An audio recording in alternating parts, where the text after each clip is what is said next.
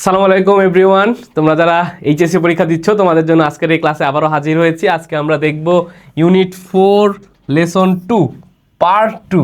অর্থাৎ গত ক্লাসে আমরা দেখেছিলাম হচ্ছে লীলা নাগ, অর্থাৎ গ্রেট ওমেনের যে লীলা নাগ, নাদিরা বেগম, তাদের যে পার্টটা। আজকে আমরা এখানে দেখব ওয়াঙ্গারি মাথায়ের পার্ট, ম্যারি কুরির পার্ট। অর্থাৎ এই দুটা পার্ট আজকে আমরা এখানে দেখার চেষ্টা করব। তো প্রথমত ওয়াঙ্গারি মাথায়ের আসলে যে পার্টটাতে বলেছে প্রথমত যে we have a special responsibility to the ecosystem of this planet. Ecosystem বলতে আসলে কি বোঝায়? ইকোসিস্টেম বলতে বোঝায় হচ্ছে বায়োস্ফিয়ার, তাই না? ইকোসিস্টেম বলতে বোঝায় বায়োস্ফিয়ার, অর্থাৎ আমাদের যে ইকোলজিক্যাল যে কমিউনিটিটা রয়েছে, ইকোলজিক্যাল কমিউনিটি, ওকে, ইকোলজিক্যাল কমিউনিটি, অর্থাৎ আমাদের যে বাস্তুতন্ত্র, বাস্তু সংস্থান অফ দিস প্ল্যানেট, অর্থাৎ এই পৃথিবীর যে ইকোলজি, এই পৃথিবীর যে আসলে বাস্তুতন্ত্র, সেটার প্রতি আমাদের কিছু রেসপন্সিবিলিটি বা দায়িত্ব রয়েছে। In making sure that other spices, অর্থাৎ আদার যে প্রজাতিগুলো রয়েছে, অন্যান্য প্রাণী যেগুলো রয়েছে, সারভাইভ, এটা যদি আমরা নিশ্চিত করতে পারি। সারভাইভ মানে এটা কি? সারভাইভ মানে হচ্ছে পারসিস্ট করা, হ্যাঁ, বা সারভাইভ মানে হচ্ছে টিকে থাকা, অর্থাৎ সাস্টেইন করা। সারভাইভ মানে পারসিস্ট করা বা হচ্ছে সাস্টেইন করা, টিকে থাকা। That we will be ensuring the survival of our own, অর্থাৎ আমরা যদি পৃথিবীর অন্যান্য প্রজাতিদের যে সারভাইভ করাটা, টিকে থাকাটা যদি নিশ্চিত করতে পারি, তাহলে আমরা আমাদের নিজের টিকে থাকার নিশ্চয়তাটা আমরা প্রদান করতে পারবো।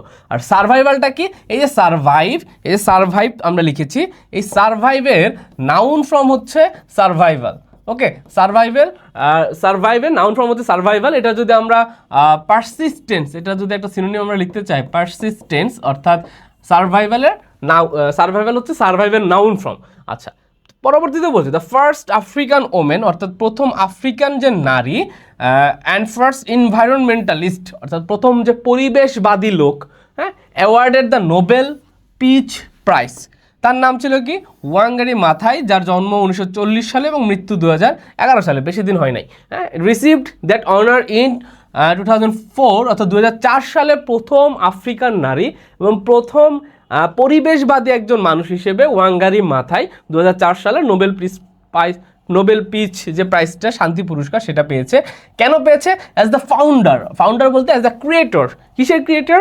Of the green belt movement. এটা খুবই গুরুত্বপূর্ণ। তোমরা যারা ভবিষ্যতে বিশ্ববিদ্যালয়গুলোতে পরীক্ষা দিবা, সেখানকার জিকে হিসেবে অনেক সময় চলে আসতে পারে যে গ্রিন বেল্ট মুভমেন্টের আসলে তোমার হচ্ছে প্রণেতাকে, এই মুভমেন্টটা আসলে কোন দেশকে কেন্দ্র করে হয়েছিল? এটা হচ্ছিল তো কেনিয়াতে কেন্দ্র করে। কেনিয়া নামক যে একটা দেশ রয়েছে আফ্রিকাতে, সেটাতে আমাদের দ্য গ্রিন বেল্ট মুভমেন্ট প্রচলন করা হয়েছিল। এবং সেটা কি ছিল? সেটা ছিল একটা নন প্রফিট অর্গানাইজেশন, অর্থাৎ একটা এনজিও টাইপ, যার কোনো আসলে non profit organization. Dedicated to বলতে বোঝাচ্ছে হচ্ছে ডিভোটেড টু। কি বোঝায়? ডিভোটেড টু কিসের প্রতি তারা ডেডিকেটেড ছিল? Planting trees, environmental conservation and women rights. অর্থাৎ এই গ্রিন বেল্ট মুভমেন্টের লক্ষ্য এবং উদ্দেশ্য বা এইম ছিল আমাদের তিনটা। প্রথমত ছিল প্লান্টিং ট্রিজ, তারা হচ্ছে প্রচুর গাছ রোপণ করবে, বৃক্ষরোপণ করবে। এনভায়রনমেন্টাল কনজারভেশন বলতে আমরা সকলে জানি প্রোটেক্ট করা, হ্যাঁ, এনভায়রনমেন্টকে বিভিন্ন বিপদ আপদ থেকে, এনভায়রনমেন্টের বিভিন্ন প্রজাতি যে বিপন্ন হয়ে যাচ্ছে সেইখান থেকে আমাদের পরিবেশকে বাঁচিয়ে রাখা, অ্যান্ড ওমেন রাইটস, অর্থাৎ নারীদের অধিকার নিয়ে। এই তিনটা জিনিস নিয়ে কাজ করা ছিল আমাদের দ্য গ্রিন বেল্ট মুভমেন্টের কাজ। এবং এটা কোন দেশের একটা প্রতিষ্ঠান? সেটা ছিল কেনিয়ার একটা প্রতিষ্ঠান, সবাই মাথায় রাখবা, ঠিক আছে? পরবর্তীতে বলছে যে মাথায় ইন্ট্রোডিউসড বলতে সে স্টাবলিশড করছে, সে হচ্ছে শো করছে, বা সে প্রথম ইনিশিয়েট করছে। কি করছে?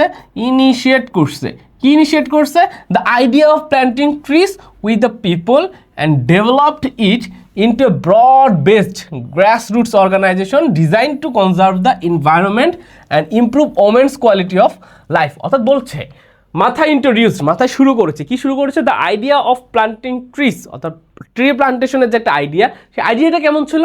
With the people and developed it, অর্থাৎ মানুষের সাথে। আগে আমরা করতাম কি, যে যার মন চাই দু একটা গাছ লাগাই দিতাম, কিন্তু সে প্রথম বলছে হচ্ছে আমরা মানুষের সাথে একসাথে একযোগে হচ্ছে আমরা বৃক্ষরোপণ করবো, অ্যান্ড ডেভেলপড ইট। এবং তার এই আইডিয়াটা সে পরবর্তীতে আরও মুভ করছে, অ্যাডভান্সড করছে কিসের মাধ্যমে?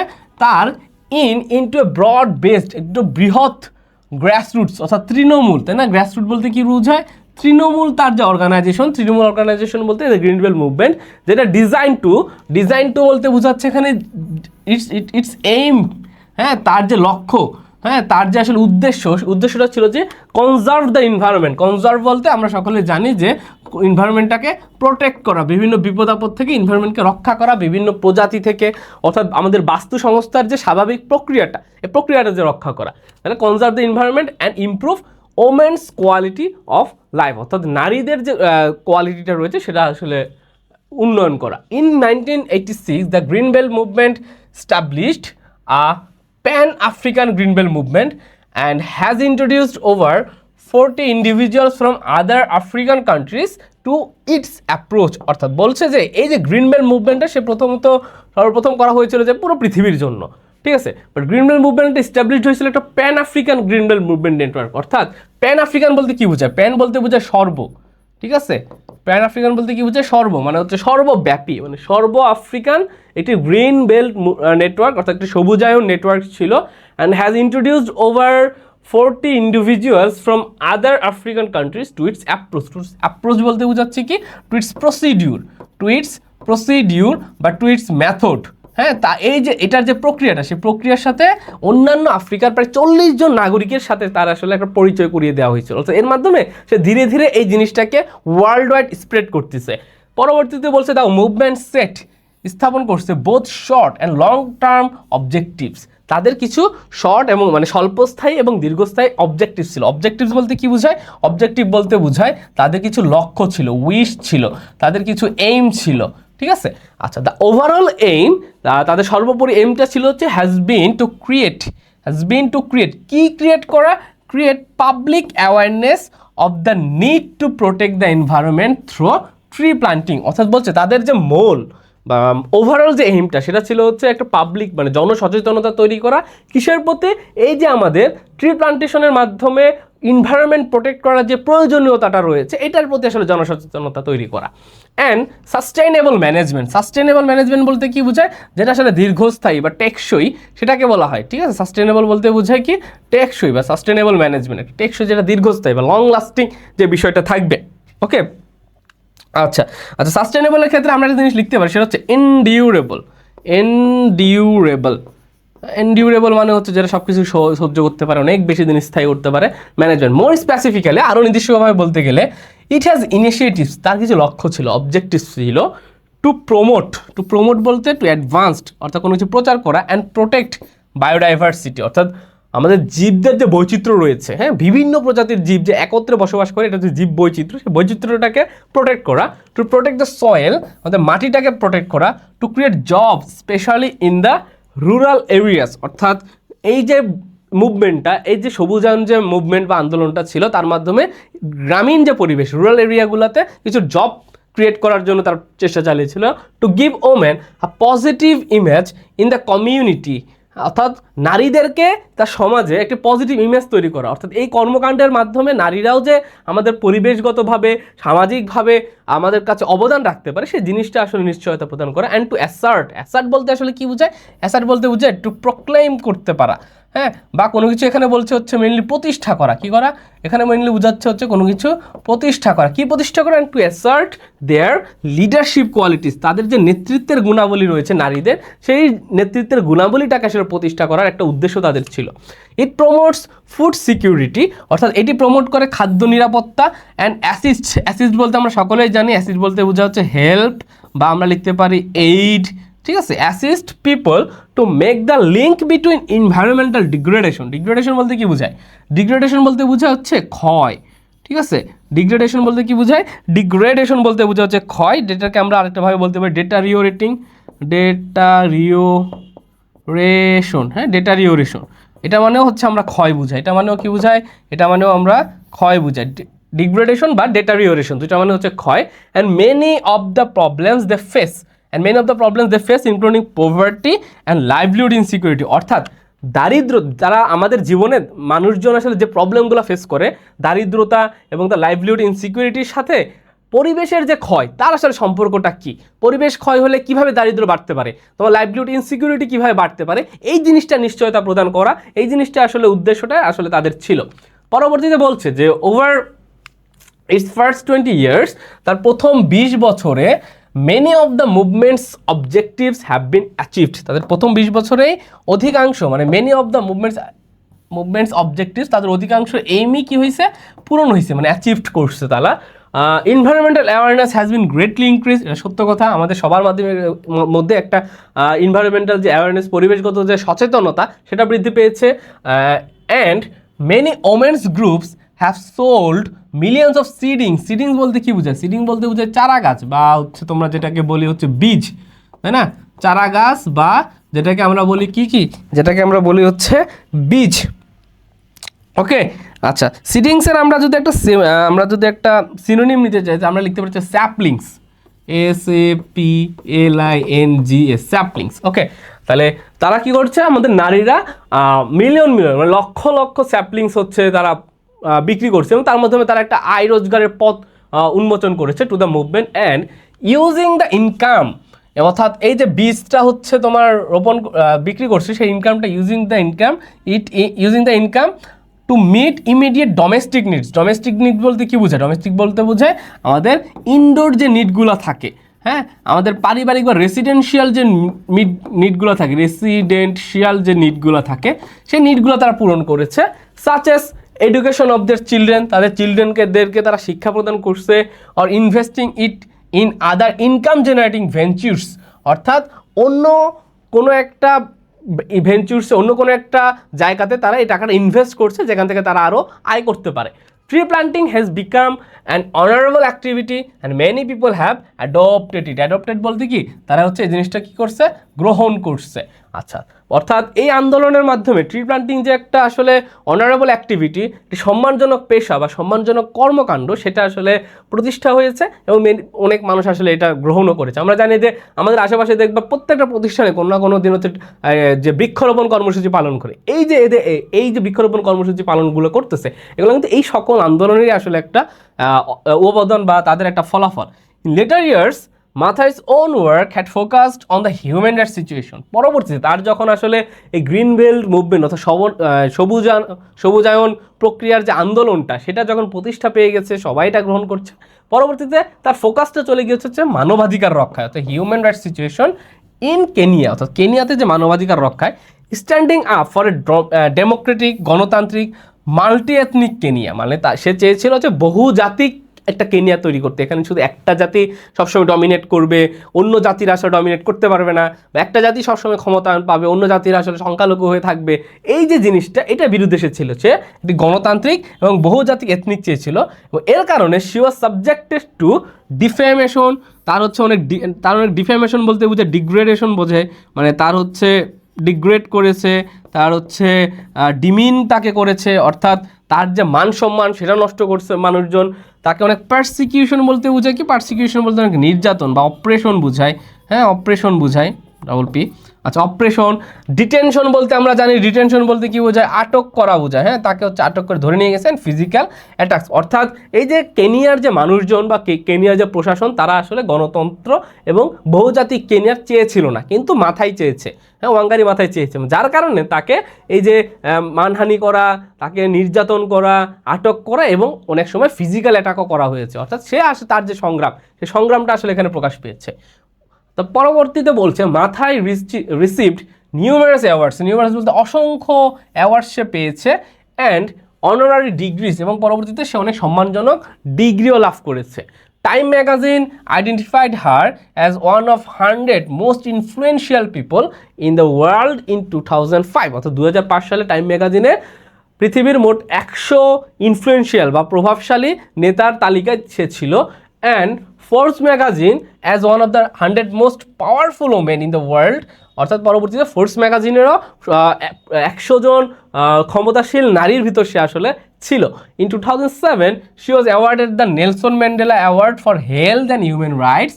In 2010 the Lions humanitarian award and the international freedom award. আমরা সে এই অ্যাওয়ার্ডগুলো পেয়েছে, সেটা আসলে লিখছে। শি ডায়েড ফ্রম ক্যান্সার, আমরা জানি হচ্ছে রোগ, এখানে ক্যান্সার বলছি, শি ডায়েড ফ্রম ক্যান্সার। এখানে প্রিপোজিশনটা খুব ভালোভাবে খেয়াল করবে, হ্যাঁ, এখানে প্রিপোজিশনটা খুবই ভালোভাবে খেয়াল করবো, আমাদের কিন্তু পরীক্ষার সময় কিন্তু অনেক সময় চলে আসতে পারে। হ্যাঁ, she died from cancer in 2011, but her legacy, তার যে আসলে পরম্পরা, তার যে আসলে কোয়ালিটি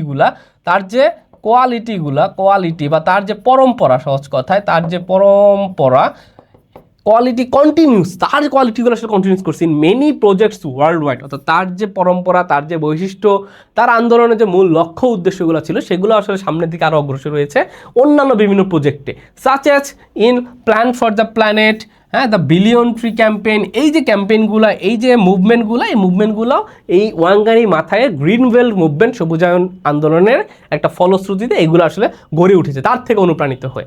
তো এটা ছিল হচ্ছে ওয়াঙ্গারি মাথায়। পরবর্তীতে আমরা দেখব হচ্ছে ম্যারি কুরির যে পার্টটা, ঠিক আছে?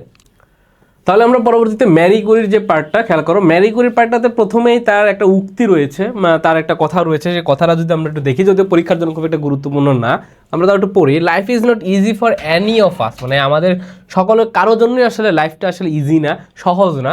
But what of that, we must have perseverance, মানে আমাদের কি থাকতে হবে? পারসেভারেন্স থাকতে হবে, আমাদেরকে হচ্ছে পারসিস্টেন্স হইতে হবে। পারসিস্টেন্স বা আমাদের যে অধ্যাবসায় বলা হয়, হ্যাঁ, অধ্যাবসায় থাকতে হবে। আমাদের হচ্ছে কি থাকতে হবে? ধৈর্য থাকতে হবে, অধ্যাবসায় থাকতে হবে, আমাদের ধৈর্য থাকতে হবে। And above all confidence in our ourselves আমাদের ভিতর কি থাকতে হবে? আত্মবিশ্বাস থাকতে হবে যে আমরা কোনো কিছু আসলে পারবো।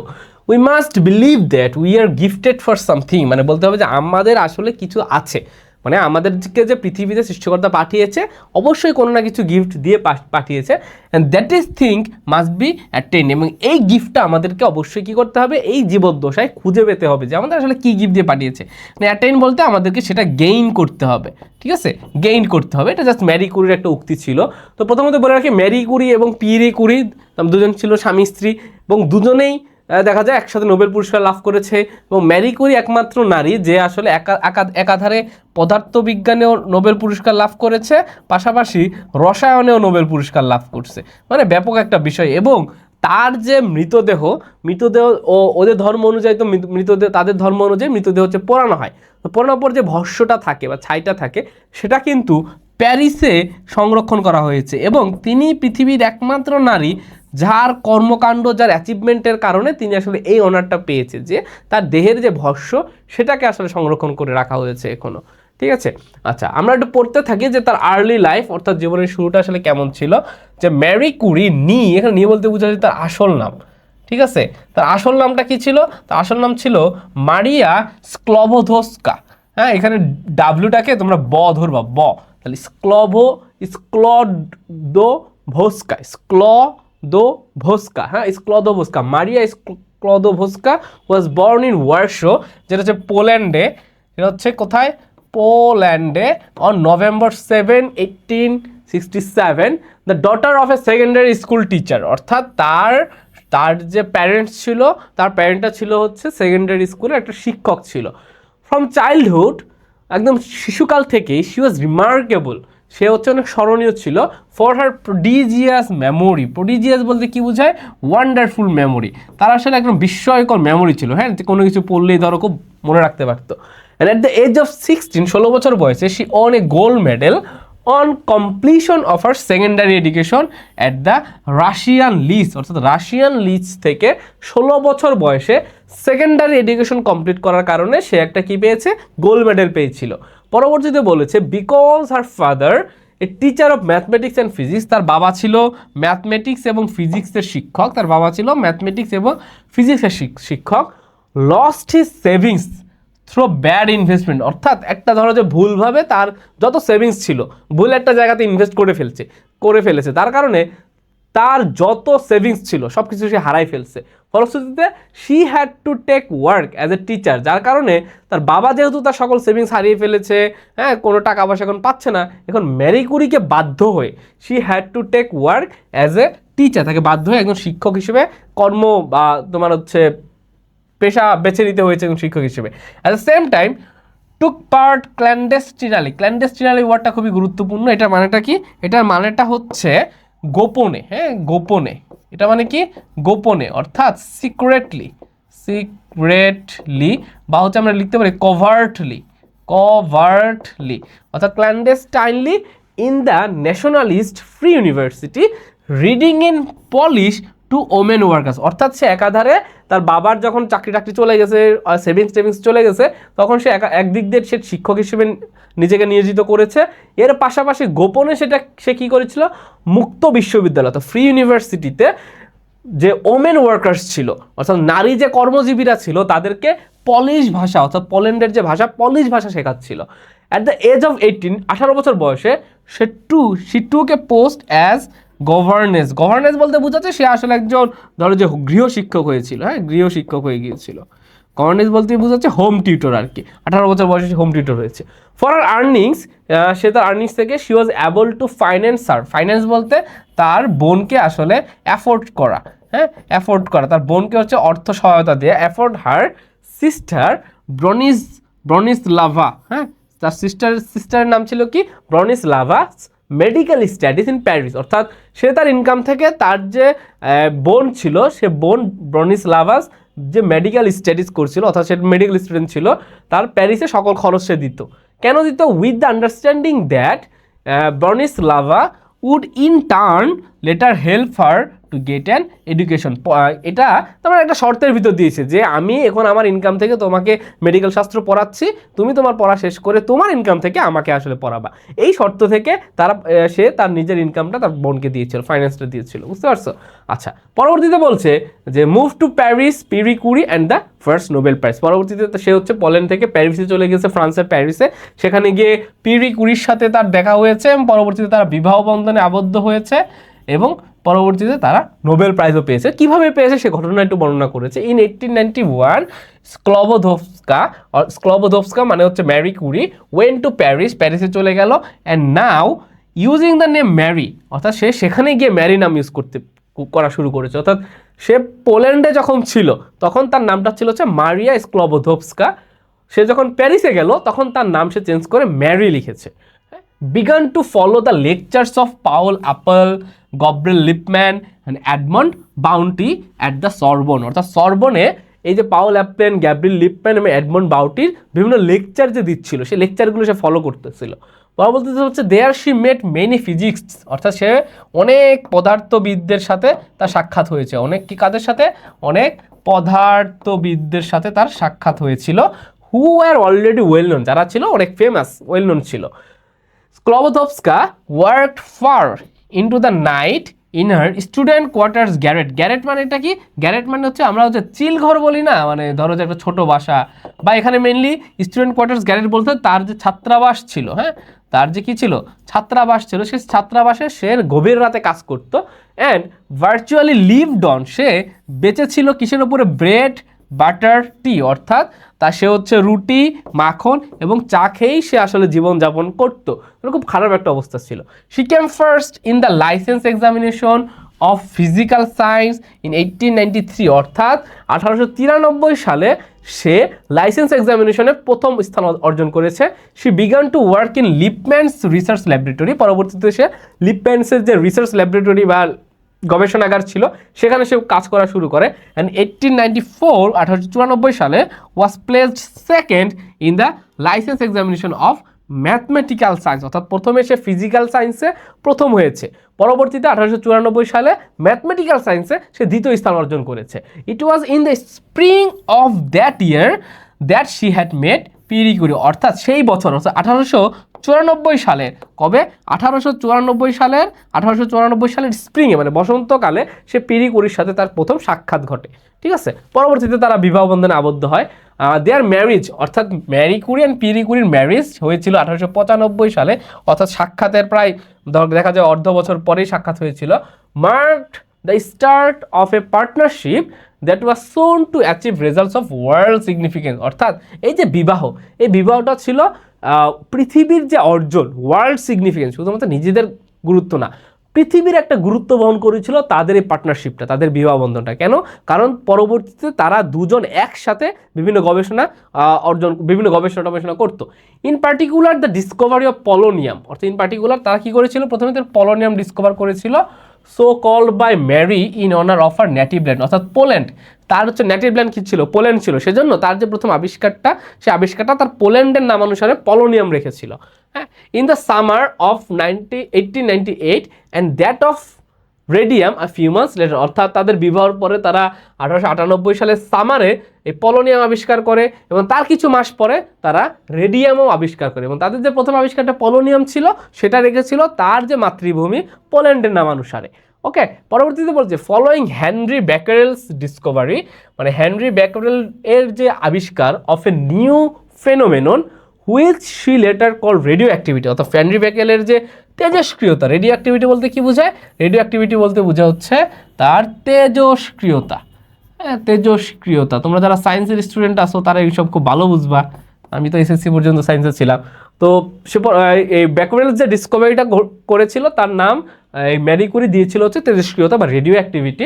Mary Curie looking for a subject for a thesis, সে থিসিস বা গবেষণার জন্য একটা সাবজেক্ট খুঁজে পাচ্ছিল, and decided to find out if the property discovered in uranium was to be found in other matter, অর্থাৎ বলতেছে ইউরেনিয়ামে যে উপাদানগুলো পাওয়া যায়, ঠিক আছে, ইউরেনিয়ামে যে উপাদানগুলো পাওয়া যায় সে খুঁজে পাওয়ার চেষ্টা করতেছিল অন্যান্য কোনো খনিজ পদার্থে সেই উপাদানগুলো পাওয়া যাচ্ছে কিনা, ঠিক আছে, সেটা তার একটা থিসিসের বা গবেষণার মূল বিষয় ছিল। আবার বলছি যে ইউরেনিয়ামে যে জিনিসগুলো পাওয়া যাচ্ছে, যে উপাদানগুলো বা মেটালসগুলো কম্পোনেন্টসগুলো পাচ্ছে, সেগুলো অন্যান্য কোনো উপাদানে মানে পদার্থে পাওয়া যাবে কিনা বা আছে কিনা সেটা ডিসকভার করা তার একটা থিসিসের সাবজেক্ট ছিল। She discovered that this was true for thorium at the same time as GC skimmed did, অর্থাৎ বলছে থোরিয়াম নামে একটা পদার্থ ছিল যেখানে আসলে ইউরেনিয়ামের মতো কিছু তেজস্ক্রিয় পদার্থ রয়েছে যারা পরবর্তীতে জিসি স্কিমড আবিষ্কার করতে পেরেছিল। Turning her attention to minerals, পরবর্তীতে তার অ্যাটেনশনটা চলে গেছিল কোথায়? মিনারেলস মানে হচ্ছে কোথায়? খনিজ পদার্থে, কারণ তার কাজই ছিল হচ্ছে পদার্থ নিয়ে এবং সে পদার্থগুলোতে কোনটাতে কোন উপাদান রয়েছে সেগুলো সে খুব ইজিলি বের করতো। Turning her attention to minerals she found her interest drawn to pitchblende. পিচ ব্ল্যান্ডও হচ্ছে একটা খনিজ। পিচ ব্ল্যান্ড কি? এটা একটা খনিজের নাম। সেটা বৈশিষ্ট্যটা ছিল a mineral whose activity superior to that of pure uranium, অর্থাৎ এই খনিজটা আসলে একটা পিওর ইউরেনিয়ামের থেকেও কোনো অংশে সুপার ছিল। কুড বি এক্সক্লেমড অনলি, মানে এটাকে জাস্ট একটা দিক দেখে ব্যাখ্যা করা যায় যে explained only by the presence in the ore মানে হচ্ছে কি আকরিক, অর মানে কি আকরিক of small quantities of an unknown substance of very high activity, অর্থাৎ খুব সহজভাবে বলতে গেলে এই যে পিচ ব্ল্যান্ড এখানে আসলে খুব অল্প পরিমাণে আকরিক ছিল যেখানে ইউরেনিয়ামের থেকেও শক্তিশালী অল্প কিছু পদার্থ ছিল, মানে খুব বেশি না, একদম অল্প, যেটাতে আসলে কাজ না করাও যায়। পিয়েরি কুরি দেন জয়েন্ট হার, পরবর্তীতে পিয়েরি কুরি এখানে আসলে তাকে জয়েন করছে in the work and she had undertaken two resolve মানে কি? রিজলভ মানে হচ্ছে কোনো কিছু সলভ করা বা সমাধান করা আর কি, হ্যাঁ, সর্ট আউট করা, কি করা? সর্ট আউট করা, two resolve this problem and that lead to the discovery of the new elements polonium and radium. এবং পরবর্তীতে এই যে তারা নিউ এলিমেন্টটা খুঁজে পেল পলোনিয়াম এবং রেডিয়াম। ওয়াইল প্যারি কুরি ডিভোটেড হিমসেলফ, ডিভোটেড মানেটা কি? ডিভোটেড মানে তাদেরকে একদম স্যাক্রিফাইস করে দিছে, নিজেদেরকে নিয়োজিত করে দিছে, হ্যাঁ, ডিভোটেড বলতে নিজেদেরকে উৎসর্গ করে দিছে। কিসের উৎসর্গ করে দিছে? Himself chiefly to the physical study of the new radiation, অর্থাৎ পদার্থবিজ্ঞানের যে নিউ রেডিয়েশনটা ফিজিক্যাল স্টাডিজের প্রতি তারা নিজেদেরকে ডিভোটেড করে দিয়েছে। Marie Curie struggled to obtain pure radium in the metallic state, মানে বলছে ম্যারি কুরিকে অনেক স্ট্রাগল করতে হয়েছে, অনেক কষ্ট করতে হয়েছে। কেন? টু অবটেইন মানে পাওয়া, কি পাওয়া? পিওর রেডিয়াম, একদম বিশুদ্ধ রেডিয়াম পাইতে। কোথায়? ইন দ্য মেটালিক স্টেট, অর্থাৎ মেটালিক স্টেটে একদম বিশুদ্ধ পদার্থেই বিশুদ্ধ ইউরেনিয়াম পাওয়ার জন্য ম্যারি কুরিকে অনেক প্রচেষ্টা চালাতে হয়েছে। Achieved with the help of the chemist Andre Louis Debierne, অর্থাৎ অ্যান্ড্রে লুইস ডেভিক্রেনের সহায়তায়, তিনি একজন রসায়নবিদ ছিলেন, তার সহায়তায় সে আসলে মেটালিক স্টেটেই একদম বিশুদ্ধ রেডিয়াম সে খুঁজে পেয়েছিল। ওয়ান অফ পেরি কুরিস পুপিলস বলতে আমরা জানি কি? স্টুডেন্ট। পেরি কুরিসের সে কি ছিল? স্টুডেন্ট ছিল। Okay, on the results of this research, এই রিসার্চের ফলশ্রুতিতে Marie Curie received her doctorate of science in June 1903, অর্থাৎ 1903 সালে এই রিসার্চের কারণে সে সায়েন্সে একজন বিজ্ঞানের ডক্টরেট ডিগ্রি উপাধি লাভ করে। With Pierre she was awarded Davy medal of the Royal Society, এবং রয়্যাল সোসাইটি কর্তৃক প্রদত্ত ড্যাভি মেডেলও পায়, এবং সেক্ষেত্রে স্বামী স্ত্রী দুজনই আসলে একসাথে পেয়েছিল। অলসো ইন 1903, অর্থাৎ 1903 সালে they shared with Becquerel the Nobel Prize for Physics for the discovery of radioactivity. অর্থাৎ তারা তিনজন মিলে, কারা দে বলতে এখানে বোঝাচ্ছে ম্যারি কুরি আর Pierre Curie and shared with Becquerel, অর্থাৎ তিনজন একত্রে 1900 কত সালে, তারা হচ্ছে 1903 সালে নোবেল প্রাইজ ফর ফিজিক্স, পদার্থবিজ্ঞানী তিনজন একসাথে নোবেল প্রাইজ পেয়েছিল। The birth of her 2 daughters, তার হচ্ছে 2টা ডটার্স ছিল, ইরিন এবং ইভ। প্রথমজন জন্মগ্রহণ করে 1897 সালে, দ্বিতীয়জন 1904 সালে। Did not interrupt Marie's intensive scientific work, অর্থাৎ ম্যারির যে সায়েন্টিফিক ওয়ার্ক, তার যে বৈজ্ঞানিক গবেষণা, এই গবেষণার ক্ষেত্রে তাদের 2 সন্তানের যে জন্মগ্রহণ আসলে কোনো প্রভাব বিস্তার করে নাই, কোনো ডিস্টার্ব করে নাই, কোনো ইন্টারাপ্ট করে না, হ্যাঁ, ইন্টারফেয়ার করে নাই, ইন্টারফেয়ার করেনি, বা সে কখনো কোনো ডিস্টার্ব ফিল করে নাই, হ্যাঁ, সে খুব স্বাভাবিকভাবে তার কাজকর্ম করে গিয়েছিল, ডিস্টার্ব ফিল করে নাই। She was appointed lecturer in physics at the equal Normale supreme for girls in Sevres and introduce there a method of teaching based on experimental demonstration. অর্থাৎ শি ওয়াজ অ্যাপয়েন্টেড, নিয়োগ দেওয়া হয়েছিল lecturer হিসেবে in physics, পদার্থবিজ্ঞান lecture হিসেবে তাকে নিয়োগ দেওয়া হয়েছিল কোথায়, at the equal Normale supreme for girls in সেভার্সে একজন নারীদের জন্য একটা প্রতিষ্ঠান ছিল, সেখানে সে ফিজিক্সের লেকচারার হিসেবে জয়েন করে। অ্যান্ড ইন্ট্রোডিউস দেয়ার, সেখানে আসলে সে ইনিশিয়েট করছে, ইন্ট্রোডিউস বলতে এখানে সে ইনিশিয়েট করছে, হ্যাঁ, ইন্ট্রোডিউস বলতে কি, সে এখানে ইনিশিয়েট করছে, কি ইনিশিয়েট করছে, মেথড, একটা প্রক্রিয়া ইনিশিয়েট করছে অফ টিচিংয়ের একটা প্রক্রিয়া ইনিশিয়েট করছে বেসড অন এক্সপেরিমেন্টাল ডেমনস্ট্রেশন, অর্থাৎ প্রায়োগিক প্রক্রিয়ার মাধ্যমে, কিসের মাধ্যমে, প্রায়োগিক প্রক্রিয়ার মাধ্যমে যে শিক্ষা প্রদান করা যায়, হ্যাঁ, প্রায়োগিক প্রক্রিয়ার মাধ্যমে যে শিক্ষাটা প্রদান করা যায়, সেটার আসলে মেথডটা তিনি এই বিশ্ববিদ্যালয়টাতে বা এই শিক্ষা প্রতিষ্ঠান প্রদান শুরু করছে। ডেমনস্ট্রেশন বলতে আমরা সকলে জানি প্রদর্শন করা, কোনো কিছু শোকেস করা, হ্যাঁ, বা ধরো যে তোমার কোনো কিছু এক্সিবিট করা, এক্সিবিশন করা হয়, EXHIBITI, এক্সিবিশন করা। In December 1904 she was appointed chief assistant in the laboratory directed by Pierre কুরির ডিরেক্টরে সে একটা চিফ অ্যাসিস্ট্যান্ট হিসেবে কাজ করেছিল। আচ্ছা, পরবর্তীতে বলতে death of Pierre and second Nobel prize. The sudden death of Pierre Curie, অর্থাৎ তার স্বামী আগে মৃত্যুবরণ করেছে, ওয়াজ আ বিটার ব্লো। এখানে ব্লো বলতে কি বোঝাচ্ছে, ব্লো বলতে বোঝাচ্ছে তার জন্য আসলে একটা বড় ধাক্কা, টু ম্যারি কুরির জীবনের জন্য বড় একটা ধাক্কা, এটা বিটার ব্লো। অর্থাৎ আমরা যদি এখানে বলতে পারি একটা বাধা, অনেক বাধা ছিল, একটা হার্ডল, হ্যাঁ, অনেক ধরো যে মানে ব্যারিয়ার্স ছিল, একটা তার মৃত্যুটা ছিল তার জীবনের জন্য একটা ব্যারিয়ার্স, হ্যাঁ, to Marie Curie. But it was also a decisive turning point বলতে কি বোঝাচ্ছে, তার জীবনে একটা ক্রুশিয়াল পয়েন্ট ছিল, সেটা তার জীবনের জন্য সবচেয়ে গুরুত্বপূর্ণ একটা পার্ট ছিল, turning point in her career. অর্থাৎ একদিক থেকে তার স্বামীর মৃত্যুটা তার জন্য বিশাল বড় একটা ধাক্কা, অপর দিক থেকে তার জীবনের, তার ক্যারিয়ারের জন্য এটা একটা খুবই ক্রুশিয়াল একটা পয়েন্ট ছিল, খুবই গুরুত্বপূর্ণ একটা পয়েন্ট ছিল। হেন্সফোর্থ, ফলশ্রুতিতে, মানে হেয়ার আফটার, হেন্সফোর্থ বলতে কি বোঝায়, হেন্সফোর্থ বলতে বোঝায় হেয়ার আফটার, মানে পরবর্তীতে সে কি করছে, she was to devote all her energy to completing alone the scientific work that they had undertaken. অর্থাৎ তার স্বামীর মৃত্যুর পর সে একা মানে অ্যালোন, যতগুলো মানে তারা দুজন একত্রে যে সকল সায়েন্টিফিক ওয়ার্ক শুরু করেছিল কিন্তু শেষ করতে পারে নাই, তার স্বামীর মৃত্যুর পর সে একা সেগুলো শেষ করেছে, শেষ করার কাজ হাতে নিয়েছিল। অর্থাৎ শি ওয়াজ টু ডিভোট মানে নিজেকে কি করা, স্যাক্রিফাইস করা, হ্যাঁ, তার জীবন যাপন সব কিছু এখানে গবেষণার প্রতি। She was to devote all her energy, তার সকল শক্তি, to completing along the scientific work that they had undertaken. On May 13, 1906, অর্থাৎ 1906 সালে 13ই মে, she was appointed to the professorship that had been left vacant. Vacant মানে আমরা সকলেই জানি, ভ্যাকেন্ট মানে হচ্ছে কি শূন্যস্থান, ভ্যাকেন্ট মানে কি শূন্যস্থান, vacant on her husband death, অর্থাৎ তার স্বামীর মৃত্যুর কারণে ওই বিশ্ববিদ্যালয়টাতে যে প্রফেসরশিপের একটা শূন্যতা তৈরি হয়েছিল, সেই প্রফেসরশিপটা আসলে তাকে দেওয়া হয়ে গিয়েছিল, মানে ভারপ্রাপ্ত যেটাকে আমরা বলি, হ্যাঁ। She was the first women to teach in the Sorbonne, এবং সে ছিল সরবনে শিক্ষা প্রদান করা প্রথম নারী। In 1908 she became titular professor, মানে সে একদম পদবি পাইছে, হ্যাঁ, একদম namely.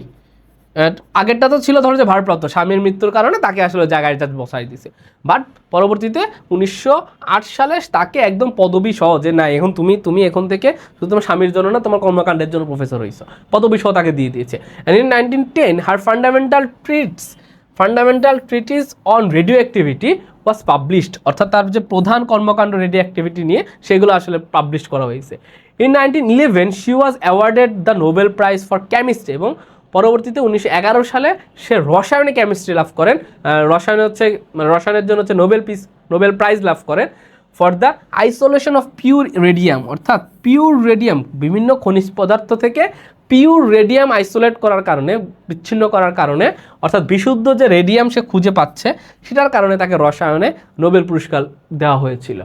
Through out world war 1, অর্থাৎ এই প্রথম বিশ্বযুদ্ধ জুড়ে Marie Curie with the help of her daughter Irene devoted herself to the development of the use of X-radiography, অর্থাৎ যখন প্রথম বিশ্বযুদ্ধ শুরু হয় 1911 সালে, সে তো রসায়নে নোবেল পুরস্কার পেয়ে গিয়েছে। পরবর্তীতে প্রথম বিশ্বযুদ্ধের সময় তার যে ডটার ছিল ইরিন, তার সহায়তায় সে নিজেকে নিয়োজিত করেছিল কি এক্স রেডিওগ্রাফির আসলে ব্যবহারের যে উন্নয়ন তার পেছনে। In 1918 the radium institute the staff of which Irene had join, অর্থাৎ 1918 সালে ইরিন একটা ইনস্টিটিউটে কাজ শুরু করে যার নাম ছিল হচ্ছে রেডিয়াম ইনস্টিটিউট। তারা আসলে তার কাজে হচ্ছে জয়েন করে তাদের কর্মকাণ্ডের সাথে।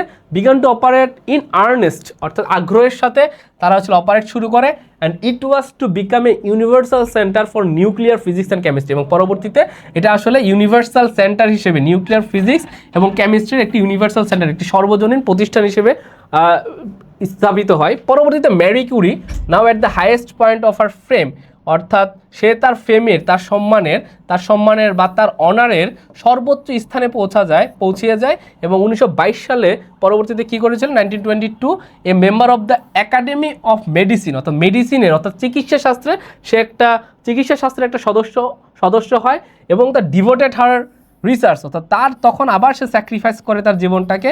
ডিভোটেড বলতে সে নিজেকে আসলে আত্মোৎসর্গ করে কোনো একটা কাজের প্রতি যখন তুমি মনোনিবেশ করবা সেটাকে বলা হচ্ছে devoted her research to the study of the chemistry of radio active substance, অর্থাৎ রেডিও অ্যাক্টিভ সাবস্টেন্সের সাথে রসায়নের যে সম্পর্কটা, সেই সম্পর্কটাতে সে গবেষণা শুরু করে। কখন শুরু করে? যখন সে 1922 সালে চিকিৎসা শাস্ত্রের একটা মেম্বারশিপ লাভ করে। And the medical application of this substance, এবং এই যে সাবস্টেন্সটা, এই সাবস্টেন্সের আসলে মেডিকেল অ্যাপ্লিকেশনটা কি, অর্থাৎ এই রেডিও অ্যাক্টিভিটির সাথে কেমিস্ট্রির একটা সম্পর্ক আছে এবং তার সাথে কিভাবে সে মেডিকেলে এই জিনিসটা অ্যাপ্লাই করতে পারে, সেই দুটার যে সম্পর্ক, এই সম্পর্কটা সে গবেষণার মাধ্যমে আসলে প্রতিষ্ঠা করতে চেয়েছিল। In 1934, Marie Curie died as a result of aplastic anemia. আচ্ছা, অ্যাপ্লাস্টিক অ্যানিমিয়া কী কারণে ঘটে? এটা ঘটে হচ্ছে যখন তোমার দেহ আর কখনো নতুন রক্ত উৎপাদন করতে পারে না। আমরা জানি আমাদের দেহ সবসময় রক্ত উৎপাদন করা হয়, যারা সায়েন্স স্টুডেন্ট আরও ভালো বোঝে। অ্যাপ্লাস্টিক অ্যানিমিয়াটা হচ্ছে যে সে যখন হচ্ছে কারখানাতে কাজ করতো তখন তো হচ্ছে দেখা যায় অনেক রেডিয়েশন হইতো, তাই না, তেজস্ক্রিয়তা বাড়তো। তো সে তেজস্ক্রিয়তার কারণে ধীরে ধীরে তার দেহে এত তেজস্ক্রিয় পদার্থ ঘটছে যে নতুন রক্ত আর তার দেহ উৎপাদন করতে পারতেছিল না, যার কারণে রক্তশূন্যতা হয়ে অ্যাপ্লাস্টিক অ্যানিমিয়াতে সে মৃত্যুবরণ করেন। বলছে যে caused by the action of রেডিয়েশনের কারণে, মানে সে তার পুরো জীবনটা যেই কর্মকাণ্ডের পেছনে তার জীবনটাকে নিয়োজিত করেছিল সেই কর্মকাণ্ডের কারণেই কিন্তু তার মৃত্যুবরণ করতে হয়েছে। ঠিক আছে, হার কন্ট্রিবিউশন, তার অবদান টু ফিজিক্স, পদার্থে তার অবদান হ্যাড বিন ইমেন্স, মানে ইনর্মাস, অনেক অবদান ছিল, একটা ম্যাসিভ অবদান ছিল। Not only in her own work, শুধুমাত্র তার নিজের অর্জনের জন্যই নয়, the importance of which had been demonstrated, এবং তার যে কর্মকাণ্ড, হ্যাঁ, তার যে গবেষণা, তার গুরুত্বটা কীভাবে ডেমনস্ট্রেটেড মানে এক্সিবিটেড হয়েছে। কীভাবে এক্সিবিটেড হয়েছে?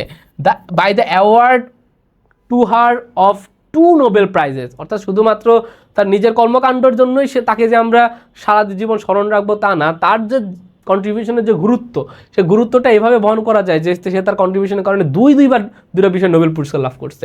But because of her influence on subsequent generation of nuclear physics and chemistry. আচ্ছা, এখানে বাট বিকজ বলতে বোঝাচ্ছে কি? বাট বিকজ বলতে বোঝাচ্ছে রেদার, এখানে বোঝাচ্ছে কি বরং, শুধুমাত্র ওই দুটা কারণেই না যে সে নোবেল পুরস্কার পাইছে, অনেক কর্মকাণ্ড করছে তার নিজের জন্য, তার জন্যই না, বরং হার ইনফ্লুয়েন্স মানে তার যে প্রভাব অন সাবসিকুয়েন্ট জেনারেশন, অর্থাৎ পরবর্তী প্রজন্মে, হ্যাঁ, পরবর্তী প্রজন্মে, কোন প্রজন্ম?